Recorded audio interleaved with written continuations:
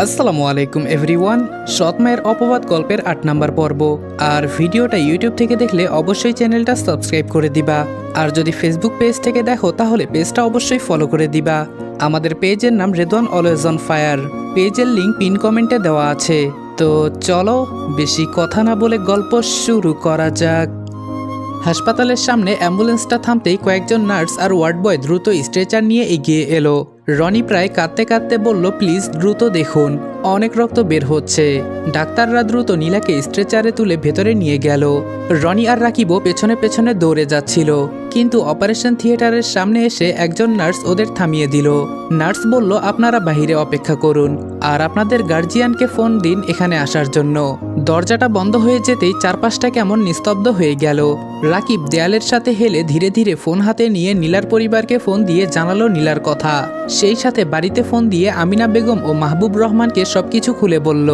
রনি কিছু বলতে পারছিল না। ওর শার্টে তখন ওর নীলার রক্ত লেগে আছে, হাত দুটো কাঁপছে, মনে হচ্ছে পুরো পৃথিবীটা ওর চোখের সামনে ঝাপসা হয়ে গেছে। হঠাৎ রনি দেয়ালে জোরে ঘুষি মারল আর বলল, সব দোষ আমার। রাকিব চমকে তাকালো। রনি ভাঙা গলায় বলল, আজকে যদি আমি ওকে বলতে না যেতাম, যদি ও আমাকে বাঁচাতে না আসতো, তাহলে আজকে এই অবস্থা হতো না। রাকিব উঠে এসে শক্ত করে রনির কাঁধ ধরে বলল, চুপ কর, একদম চুপ, এটা তোর দোষ না। রনি কাপা গলায় বলল, আমার জন্যই এমন হয়েছে। রাকিব বলল, আমি বলেছি এটা তোর দোষ না। দুজনেই থেমে গেল।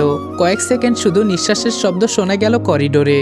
তারপর রনি ধীরে ধীরে মাথা নিচু করে বলল, আজকে যদি নীলার কিছু হয়ে যায়, আমি নিজেকে কোনোদিন ক্ষমা করতে পারবো না রে রাকিব। অপারেশন থিয়েটারের লাল বাতিটা এখনো জ্বলছে। করিডোর জুড়ে চাপা নীরবতা, শুধু মাঝে মাঝে নার্সদের দ্রুত হেঁটে যাওয়ার শব্দ শোনা যাচ্ছে।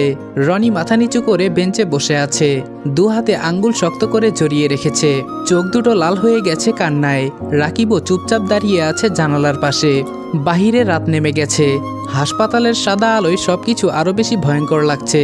ঠিক তখন ওই করিডোরে দ্রুত পায়ের শব্দ হলো। আমার মেয়ে কোথায়? নীলার মা আয়েশা বেগম প্রায় দৌড়ে এসে দাঁড়ালেন। তার পেছন পেছন নীলার বাবা, মুখটা ফ্যাকাশে, চোখে আতঙ্ক। রাকিব দ্রুত এগিয়ে এসে বলল, আন্টি, ডাক্তাররা দেখছেন। আয়েশা বেগম রনির পাশে গিয়ে দাঁড়িয়ে বলল, তুমি তো রনি, তাই না বাবা? আমার মেয়ে তোমাকে অনেক ভালোবাসতো, জানো, বাড়িতে সারাক্ষণ তোমার কথাই বলে। ওই দিন কি বলেছে জানো? বলেছে, মা, আমি আর রনি যখন বড় হব, রনি যখন নিজের পায়ে দাঁড়াবে, তখন আমরা বিয়ে করব। তখন কিন্তু রনির পরিবার নেই, এটা নেই সেটা নেই এই বলে তোমরা কোনো বাধা দিতে পারবা না। ওকে বলো না, ও যা বলবে তাতে আমি রাজি, তবুও ও যেন আমার কাছে ফিরে আসে। নীলার বাবা রাকিবকে জিজ্ঞেস করলো, এটা কিভাবে হলো? রাকিব কিছু বলার আগেই রনি ধীরে ধীরে উঠে দাঁড়ালো, মাথা নিচু করে বলল, সব আমার জন্য হয়েছে আঙ্কেল। আয়েশা বেগম থমকে গেলেন, তারপর বললেন, কি বলছো বাবা? রনির গলা ভেঙে এলো। রনি বলল, গাড়িটা আমার দিকে আসছিল, নীলা আমাকে সরিয়ে না দিলে আজকে এই অবস্থায় ও না আমি থাকতাম। কথা শেষ হওয়ার আগেই ওর গলা আটকে গেল। কয়েক সেকেন্ড কেউ কিছু বলল না। তারপর নীলার বাবা সাইফুল ইসলাম ধীরে ধীরে রনির সামনে এসে দাঁড়ালেন। সবাই ভেবেছিল হয়তো তিনি রেগে যাবেন, কিন্তু তিনি শুধু কাপা হাতে রনির কাঁধে হাত রেখে বললেন, বাবা, দুর্ঘটনা কারো হাতে থাকে না, তুমি নিজেকে দোষ দিও না। এই কথাটা শুনে রনির চোখ দিয়ে পানি গড়িয়ে পড়ল। কাপা কণ্ঠে জবাব দিল, কিন্তু আঙ্কেল, নীলার কিছু হয়ে গেলে আমি নিজেকে ক্ষমা করতে পারবো না। ঠিক তখনই আবার করিডোরে শব্দ হলো। আমিনা বেগম আর মাহবুব রহমান দ্রুত এসে দাঁড়ালেন। রাকিব, রনি, কি অবস্থা এখন? আমিনা বেগম উদ্বিগ্ন গলায় বললেন। রাকিব আস্তে করে উত্তর দিল, এখনো অপারেশন চলছে আম্মু। আমিনা বেগমের চোখ হঠাৎ রনির দিকে পড়তেই বুকটা মোচড় দিয়ে উঠল। ছেলেটার পুরো চেহারা ভেঙে গেছে। তিনি দ্রুত এগিয়ে এসে বললেন, রনি বাবা। রনি মাথা তুলতেই তিনি ওর গালে হাত রেখে বললেন, এভাবে ভেঙে পড়লে হবে, নিজেকে সামলাও বাবা। রনি কাপা কণ্ঠে বলল, আন্টি, নীলার কিছু হয়ে গেলে আমি বাঁচব না। আমেনা বেগমের চোখ ভিজে উঠল। আল্লাহর উপর ভরসা রাখো, মেয়েটার কিছু হবে না ইনশাআল্লাহ। পাশে দাঁড়িয়ে মাহবুব রহমান সব চুপচাপ শুনছিলেন। তারপর ধীরে ধীরে বললেন, রনি। রনি তাকালো। জীবনে সবকিছু মানুষের হাতে থাকে না, কিন্তু একটা জিনিস সবসময় মনে রাখবি, নিজেকে দোষ দিতে দিতে মানুষ ভেতর থেকে শেষ হয়ে যায়। রনি নিঃশব্দে চোখ নামিয়ে ফেলল। পাভেল রাসেলের সাথে ওদের ডেরায় বসে আছে। রাসেল পাভেলকে জিজ্ঞেস করলো, মেয়েটার কি দোষ ছিল? মেয়েটাকে গাড়ি চাপা দিয়ে মারলি কেন? পাভেল বলল, ওই মেয়েটার কোনো দোষ ছিল না, আমি ওর পাশের ছেলেটাকে মারতে চেয়েছি, মেয়েটা ওকে বাঁচাতে নিজে মরেছে। আমি কি করব? ঘটনা হলো রনিদের কলেজের সামনে রাসেল পাভেল আর ওদের দলবল চাঁদা তুলতে গিয়েছিল। ওদের সাঙ্গপাঙ্গ চাঁদা তুলতে ব্যস্ত থাকলেও রাসেল ও পাভেল গাড়িতে বসেছিল। কথা বলতে বলতে সেখানে রনিকে দেখতে পায় পাভেল।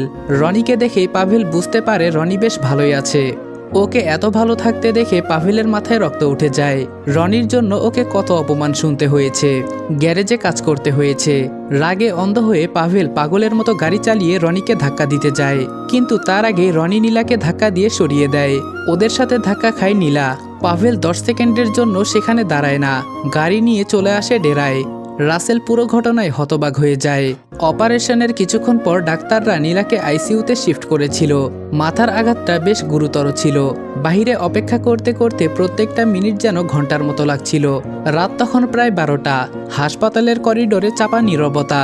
দূরে কোথাও নার্সদের হাঁটার শব্দ, মাঝে মাঝে মনিটরের বিপ বিপ আওয়াজ। রনি একই জায়গায় বসে আছে অনেকক্ষণ ধরে, চোখ দুটো লাল হয়ে ফুলে গেছে। হাতের আঙ্গুলে এখনো শুকিয়ে যাওয়া রক্ত লেগে আছে। এগুলো নীলার রক্ত। রাকিব পাশে এসে ধীরে ধীরে বলল, একটু পানি খা ভাই, সকাল থেকে কিছু খাসনি। রনি মাথা নাড়িয়ে বলল, আমার কিছু লাগবে না। রাকিব দীর্ঘশ্বাস ফেলল। রনি মলিন হেসে নিচের দিকে তাকালো। জানিস রাকিব, আমি সবসময় ভয় পেতাম। রাকিব বলল, কিসের ভয়? রনি জবাব দিল, আমি যাকে আঁকড়ে ধরে বাঁচতে চাই সে আমায় ছেড়ে চলে যায়। দেখ, নীলাও আজকে আমাকে ছেড়ে চলে যাওয়ার পায়তারা করছে। রাকিব চুপ হয়ে গেল। ঠিক তখনই একজন নার্স এসে বলল, পেশেন্টের জ্ঞান ফিরেছে, তবে খুব অল্প সময়ের জন্য। এখানে রনিকে। পেশেন্ট বারবার রনির নাম নিচ্ছে। সাথে সাথে রনি দাঁড়িয়ে গেল, কিন্তু কয়েক সেকেন্ড পর আবার থেমে গেল। কেবিনের ভেতরটা নিস্তব্ধ, শুধু মনিটরের টিপ টিপ শব্দটা শোনা যাচ্ছে। নীলা চোখ বন্ধ করে শুয়ে আছে, মাথায় ব্যান্ডেজ, মুখটা ফ্যাকাশে হয়ে গেছে। রনি ধীরে ধীরে ওর পাশে গিয়ে বসলো। কিছুক্ষণ তাকিয়ে রইল শুধু, তারপর খুব আস্তে করে বলল, নীলা। নীলার চোখের পাতা কেঁপে উঠল। ধীরে ধীরে চোখ খুলে তাকালো ওর দিকে। দুর্বল ঠোঁটে ছোট্ট একটা হাসি ফুটল। রনি শক্ত করে নীলার হাত ধরে বসে আছে, যেন হাত ছেড়ে দিলে মেয়েটা হারিয়ে যাবে। ঠিক তখন ওই নীলা খুব আস্তে করে বলল, রনি। রনির সাথে সাথে ঝুঁকে পড়ল। আমি আছি। কিছু লাগবে তোমার? পানি খাবা? ডাক্তারকে ডাকবো আমি? নীলা খুব ধীরে মাথা নাড়ালো। না, কিছু লাগবে না, তোমার সাথে আমি কথা বলতে চাই। রনির বুকটা কেঁপে উঠল। সে জোর করে হাসার চেষ্টা করে বলল, এসব কথা পরে হবে, আগে তুমি সুস্থ হও, তারপর সারা রাত গল্প করব, ঠিক আছে? নীলা দুর্বল হেসে ফিসফিস করে বলল, আমার মনে হয় সময় বেশি নেই। রনি প্রায় কেঁদে উঠল। রনি কান্না করে দিয়ে বলল, চুপ, এমন কথা আর একবারও বলবে না। নীলা কষ্ট করে হাতটা একটু শক্ত করলো। প্লিজ, আজকে আমাকে থামিও না। রনি নিঃশব্দে মাথা নিচু করলো, চোখ থেকে টপ টপ করে পানি পড়ছে। নীলা ধীরে ধীরে বলতে লাগলো, জানো, আমি সবসময় ভয় পেতাম তুমি যদি কোনোদিন আমাকে ছেড়ে চলে যাও। রনি কাপা গলায় বলল, আমি কোথাও যাচ্ছি না, আমি এখানেই আছি। নীলা মলিন হেসে বলল, কিন্তু আজকে মনে হচ্ছে আমাকেই যেতে হবে। রনি এবার মাথা নিচু করে কাঁদতে লাগলো। না নীলা, প্লিজ আমাকে একা করে যেও না। নীলার চোখের কোণ ভিজে উঠল। তুমি জানো, আজকে যখন গাড়িটা তোমার দিকে আসছিল আমার একটুও ভয় লাগেনি, শুধু মনে হচ্ছিল তোমার কিছু যেন না হয়। রনি নীলার হাত কপালে ঠেকিয়ে ফুপিয়ে উঠে বলল, কেন করলে এমন? কেন? নীলা বলল, কারণ আমি তোমাকে খুব ভালোবাসি। কথাটা বলে নীলা কিছুক্ষণ চোখ বন্ধ করে রইল। নিঃশ্বাসটা আরো ভারী হয়ে উঠেছে। রনি আতঙ্কিত গলায় ডাক্তার ডাক্তার বলে চিৎকার করে উঠল, কিন্তু নীলা খুব আস্তে করে মাথা নাড়িয়ে বলল, না, আগে আমার কথা শুনো। রনি কান্না আটকে ওর দিকে ঝুঁকলো। নীলা ফিসফিস করে বলল, আমার একটা আফসোস ছিল, তুমি কোনোদিন আমাকে ভালোবাসো কিনা সেটা জানতে পারিনি। রনি কাঁদতে কাঁদতে বলল, আমি ভালোবাসি তোমাকে, অনেক ভালোবাসি, তুমি শুধু একবার সুস্থ হয়ে যাও। নীলার ঠোঁটে খুব ছোট্ট একটা হাসি ফুটল। এই কথাটাই শুনতে চেয়েছিলাম। মনিটরের শব্দ হঠাৎ একটু অস্বাভাবিক হয়ে উঠল। রনি এটা দেখে ভয় পেয়ে গেল। নীলা, আমার দিকে তাকাও, প্লিজ চোখ বন্ধ করো না, প্লিজ চোখ বন্ধ করো না পাখি। নীলা শেষবারের মতো কষ্ট করে চোখ খুলল। দৃষ্টিটা স্থির হয়ে রইল শুধু রনির মুখে। তারপর খুব আস্তে করে বলল, ভালোবাসি।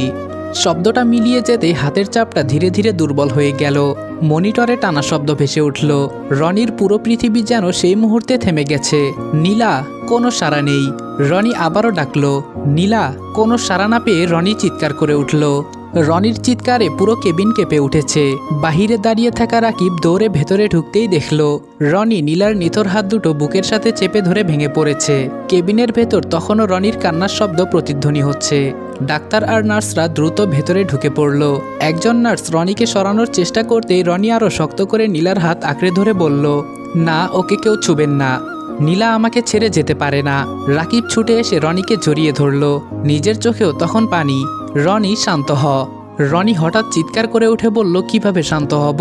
ও তো একটু আগেও কথা বলছিল, আমাকে ভালোবাসে এটা বলল। তাহলে হঠাৎ কিভাবে আমাকে একা রেখে চলে যেতে পারলো? ভাই, তুই ওকে একবার ফিরে আসতে বল না। আমি যে ওকে ছাড়া বাঁচতে পারবো না। অনেকটা ভালোবাসি ওকে। ও আমাকে এভাবে রেখে চলে গেলে আমি কিভাবে বাঁচবো বল? ডাক্তার আস্তে করে মাথা নিচু করে বলল, উই আর সরি। আমরা চেষ্টা করেছি, কিন্তু অতিরিক্ত রক্তক্ষরণ আর মাথার আঘাতের কারণে ওকে বাঁচানো সম্ভব হয়নি। কথাটা শুনে বাহিরে দাঁড়িয়ে থাকা আয়েশা বেগম হাউমাউ করে কেঁদে উঠলেন। আমার মেয়েটা। সাইফুল ইসলাম স্তব্ধ হয়ে দেয়ালে হেলে দাঁড়িয়ে রইলেন। চোখ থেকে শুধু নীরবে পানি গড়িয়ে পড়ছে। আমেনা বেগম নিজের মুখে হাত চেপে কান্না আটকানোর চেষ্টা করছেন। মাহবুব রহমান গভীর দৃষ্টিতে রনির দিকে তাকিয়ে আছেন। রনি তখনও যেন বিশ্বাস করতে পারছে না। সে ধীরে ধীরে নীলার কপালে হাত রাখল। নীলার কপাল ঠান্ডা, একদম ঠান্ডা।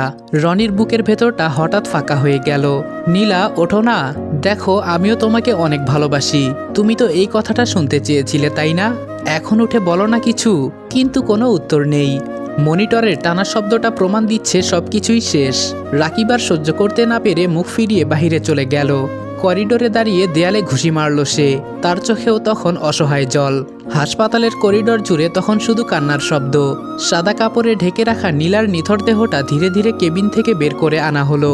আয়েশা বেগম মেয়ের মুখের ওপর ঝাঁপিয়ে পড়ে কাঁদতে কাঁদতে বললেন, নীলামা, একবার চোখ খোল। দেখ, তোর মা এসেছে। নার্সরা কষ্ট করে তাকে সরানোর চেষ্টা করছে, কিন্তু একজন মায়ের বুক ফাটা কান্না থামানোর ক্ষমতা যেন কারো নেই। সাইফুল ইসলাম নিঃশব্দে দাঁড়িয়েছিলেন। চোখের পানি মুছতেও ভুলে গেছেন। শুধু ফ্যালফ্যাল করে মেয়ের নিথর মুখটার দিকে তাকিয়ে আছেন। রনি কয়েক কদম দূরে দাঁড়িয়ে। মনে হচ্ছে ওর পুরো পৃথিবী পাথর হয়ে গেছে। চোখ দুটো স্থির শুধু নীলার মুখে। এই মুখটাই তো একটু আগেও হাসছিল। এই ঠোঁটই তো একটু আগে বলেছিল ভালোবাসি। তাহলে এখন এত চুপ কেন? রনি ধীরে ধীরে সামনে এগিয়ে এলো। কাপা হাতে সাদা কাপড়টা একটু সরিয়ে নীলার মুখটা দেখল। একদম শান্ত, মনে হচ্ছে ঘুমিয়ে আছে। রনির ঠোঁট কেঁপে উঠল। নীলা, ওঠো না প্লিজ। সবাইকে বলো এটা মিথ্যে। কিন্তু কোনো উত্তর নেই। রনি হাঁটু গেড়ে বসে পড়ল। তারপর ধীরে ধীরে নীলার ঠান্ডা হাতটা নিজের দুই হাতের মাঝে নিয়ে ফুপিয়ে উঠল।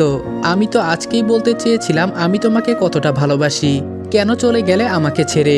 রাকিব পাশে দাঁড়িয়ে চোখ মুছছিল। আজকে প্রথমবার সে বুঝতে পারল কাউকে হারানোর কষ্ট মানুষকে ভেতর থেকে কতটা ভেঙে দিতে পারে। পরদিন সকালে নীলাদের বাড়ির সামনে মানুষের ভিড়।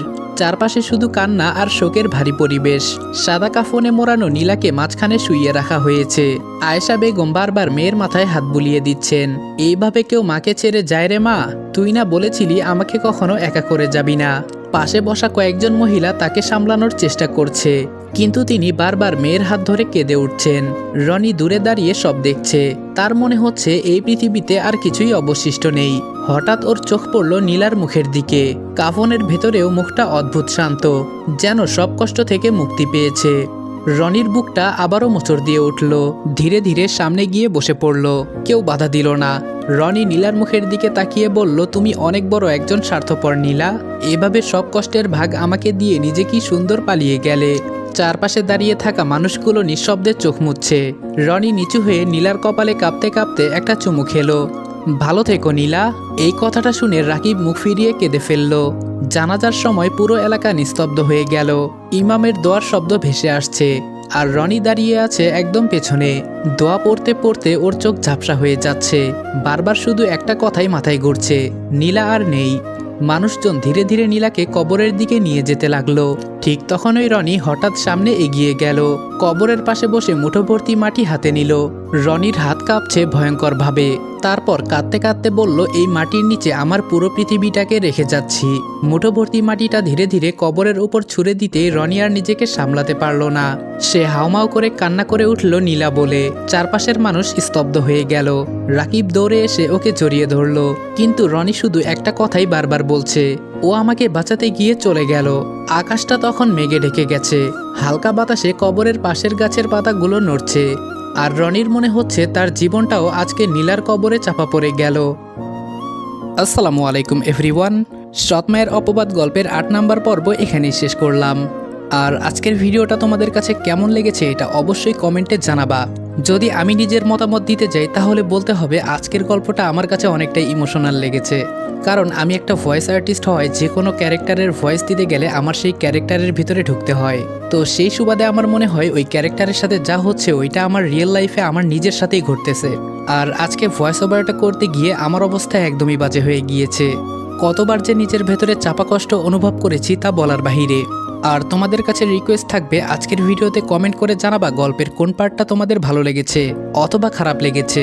তোমাদের মন্তব্যের উপর ভিত্তি করে আমরা পরবর্তী গল্পগুলা অথবা পরবর্তী পার্টগুলা সেইভাবে সাজানোর চেষ্টা করব, অথবা আমাদের যদি কোনো ভুল থাকে ওইটাও আমরা আপডেট করার চেষ্টা করব, ওইটা আমরা সমাধান করব। আর যেটা তোমাদের ভালো লাগবে ওইটাকে আরও ইউনিকভাবে সামনে প্রেজেন্ট করার চেষ্টা করব। আর যে অংশটুকু তোমাদের ভালো লাগবে ওইটা পরবর্তী গল্পগুলোতে আরও ইউনিকভাবে তোমাদের সামনে তুলে ধরার চেষ্টা করব। তো আজকের ভিডিওতে ৫,০০০ লাইক এবং ৫০০ কমেন্টের টার্গেট দিলাম। জানি আমি বললেও তোমরা পূরণ করবা না, তারপরেও বললাম যদি ভালো লাগে তাহলে পূরণ করবা, আর ভালো না লাগলে তো কোনো কথাই নেই। তো আজকের মতো বিদায় নিচ্ছি প্রিয়। ভিডিওটা ভালো লাগলে লাইক করে দিও, কিছু আবালদের কেটে দে বলেজ। তোমাদেরকে জানাই আল্লাহ হাফেজ।